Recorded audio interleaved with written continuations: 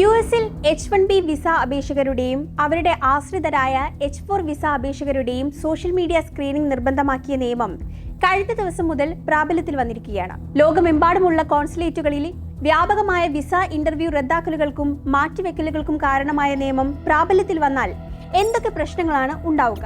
ഇന്ത്യക്കാരെ ഇത് എങ്ങനെയാണ് ബാധിക്കുക? പരിശോധനയുടെ ഭാഗമായി ഉദ്യോഗസ്ഥർ എന്തെല്ലാം വിശദാംശങ്ങൾ അന്വേഷിക്കും?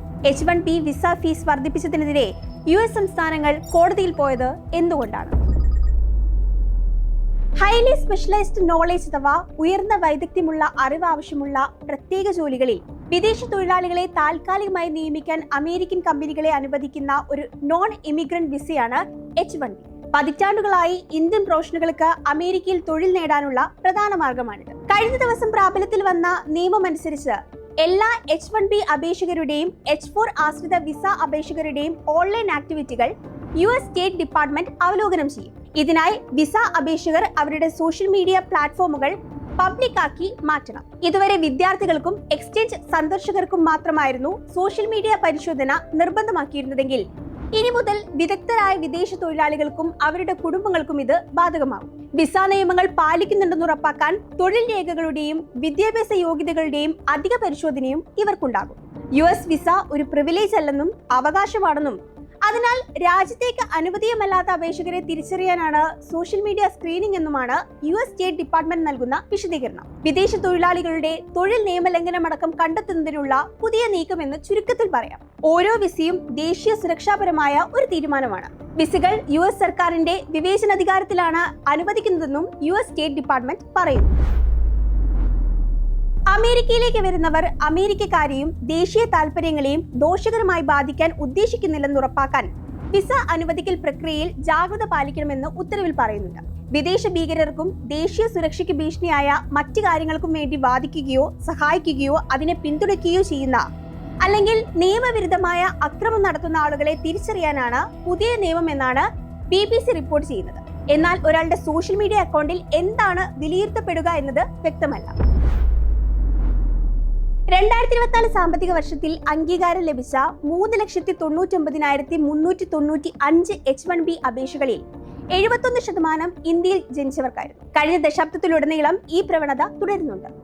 Google CEO Sundar പിച്ചെ, Microsoft CEO സത്യ നാദല്ല തുടങ്ങിയ പ്രമുഖരായ പല ഇന്ത്യൻ അമേരിക്കൻ മേധാവികളും തങ്ങളുടെ കരിയർ ആരംഭിച്ചത് H1B വിസയിലൂടെയായിരുന്നു. US-ൽ H1B വിസ കൈവശമുള്ള ഏകദേശം 3 ലക്ഷം ഇന്ത്യൻ തൊഴിലാളികളുണ്ട്. അതുകൊണ്ട് തന്നെ പുതിയ നിയമം ഏറ്റവും കൂടുതൽ ബാധിക്കുന്നത് ഇന്ത്യക്കാരെയായിരിക്കും. നിയമം പ്രാബല്യത്തിൽ വരുന്നതിന് മുമ്പ് തന്നെ ഇന്ത്യയിലെ US എംബസി നിരവധി വിസ അഭിമുഖങ്ങൾ പുനഃക്രമീകരിച്ചു. ഇത് അപേക്ഷകരുടെ യാത്രാ പദ്ധതികളെ ബാധിച്ചു. വിസ പുതുക്കേണ്ട വിദേശ ജീവനക്കാർക്ക് പുതിയ അപ്പോയിന്റ്മെന്റിനായി മാസങ്ങളോളം കാത്തിരിക്കേണ്ട അവസ്ഥയായി. US-ലേക്ക് മടങ്ങുന്നതിലും ഇത് കാലതാമസമുണ്ടാക്കി.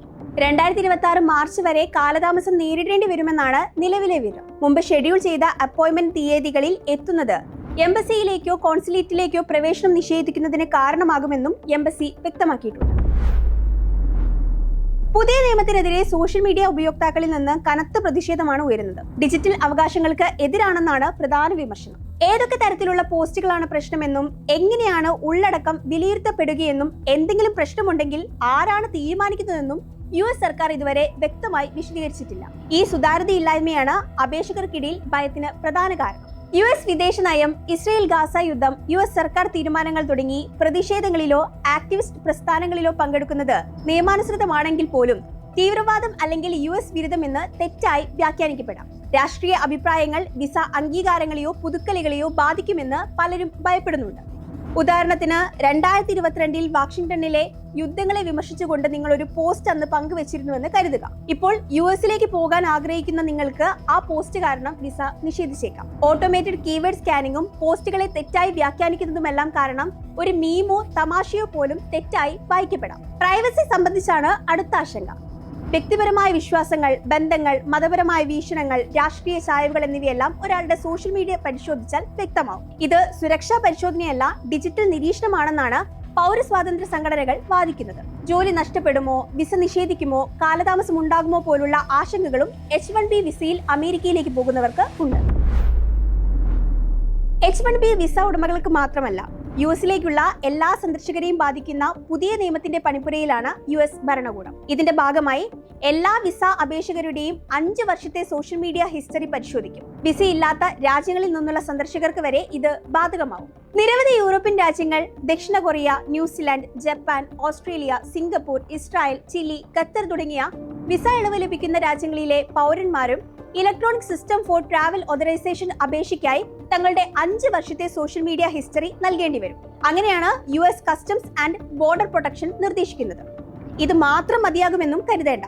ആവശ്യമെങ്കിൽ അധിക വിവരങ്ങൾ നൽകണം. കഴിഞ്ഞ 5 വർഷത്തിനിടയിൽ ഉപയോഗിച്ച ടെലിഫോൺ നമ്പറുകൾ, കഴിഞ്ഞ 10 വർഷത്തിനിടയിൽ ഉപയോഗിച്ച ഇമെയിൽ വിലാസങ്ങൾ, ഇലക്ട്രോണിക്കായി സമർപ്പിച്ച ഫോട്ടോകളിൽ നിന്നുള്ള IP വിലാസങ്ങൾ, മെറ്റാഡാറ്റ, മുഖം, വിരലടയാളം, DNA, ഐറിസ് ഡാറ്റ എന്നിവ ഉൾപ്പെടെയുള്ള ബയോമെട്രിക് എന്നിവയാണ് ഈ അധിക വിവരങ്ങളിൽ ഉദ്ദേശിക്കുന്നത്.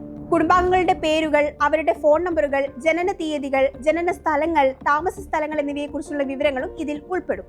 കഴിഞ്ഞ ദിവസം പ്രാബല്യത്തിൽ വന്ന നിയമം H1B, H4 വിസ അപേക്ഷകർക്ക് മാത്രമാണ് ബാധകമെങ്കിൽ 5 വർഷത്തെ സോഷ്യൽ മീഡിയ ഹിസ്റ്ററി എന്നത് അമേരിക്കൻ മണ്ണിൽ കാലുകുത്താൻ ശ്രമിക്കുന്ന എല്ലാവർക്കും ഉള്ളതാണ്. അവർ ഏത് രാജ്യക്കാരായാലും എന്ത് ഉദ്ദേശത്തോടെയാണ് US സന്ദർശിക്കാൻ ആഗ്രഹിക്കുന്നതെങ്കിലും ഇതിൽ മാറ്റമില്ല. ബിസിനസ് വിസകൾ മുതൽ ടൂറിസ്റ്റ് യാത്രകൾ വരെയുള്ള എല്ലാ മേഖലകളിലും വരാനിരിക്കുന്ന നിയമം ഇന്ത്യയെ ബാധിച്ചേക്കും. 2023 ഇന്ത്യൻ പൗരന്മാർക്ക് ഏകദേശം 1.3 ദശലക്ഷം കുടിയേറ്റേതര വിസകൾ ലഭിച്ചിട്ടുണ്ട്. ഇന്ത്യയിൽ നിന്നുള്ള വിസ വിതരണം അടുത്തിടെ റെക്കോർഡ് എണ്ണത്തിലെത്തിയിരുന്നു. ഈ വർഷം സെപ്റ്റംബറിലാണ് ഡൊണാൾഡ് ട്രംപ് H1B വിസ അപേക്ഷകർക്ക് $1 ലക്ഷം ഏകദേശം 88 ലക്ഷം രൂപ ഫീസ് ഏർപ്പെടുത്തിക്കൊണ്ടുള്ള ഉത്തരവിൽ ഒപ്പുവെച്ചത്. നേരത്തെ ഉണ്ടായിരുന്ന ഫീസിനേക്കാൾ 60 മടങ്ങ് കൂടുതലാണിത്. ഇതിനെതിരെ 19 US സംസ്ഥാനങ്ങൾ ചേർന്ന് ഇപ്പോൾ കേസ് ഫയൽ ചെയ്തിരിക്കുകയാണ്. ആരോഗ്യ സംരക്ഷണം, വിദ്യാഭ്യാസം, സാങ്കേതിക വിദ്യ തുടങ്ങിയ പ്രധാന മേഖലകളിലെ തൊഴിലാളി ക്ഷാമം ചൂണ്ടിക്കാട്ടിയാണ് കേസ്. നിയമപരമായ അധികാരമോ നടപടിക്രമങ്ങളോ ഇല്ലാതെയാണ് വിസ ഫീസിൽ വൻതോതിലുള്ള വർധനവ് വരുത്തിയതെന്ന് പരാതിയിൽ ചൂണ്ടിക്കാട്ടുന്നുണ്ട്. ന്യൂയോർക്ക് അറ്റോർണി ജനറൽ ലെറ്റീഷ്യ ജെയിംസും മറ്റ് 18 സംസ്ഥാന അറ്റോർണി ജനറലുകളും ചേർന്നുള്ള സഖ്യമാണ് പരാതിപ്പെട്ടത്. US-ൽ ഉടനീളം കുറഞ്ഞത് 930 കോളേജുകളും സർവകലാശാലകളും H1B വിസകളിൽ ജീവനക്കാരെ നിയമിക്കുന്നുണ്ട്. ന്യൂയോർക്കിലെ ആശുപത്രികളിൽ ഇതിനകം തന്നെ നഴ്സുമാർക്ക് ക്ഷാമമാണ്.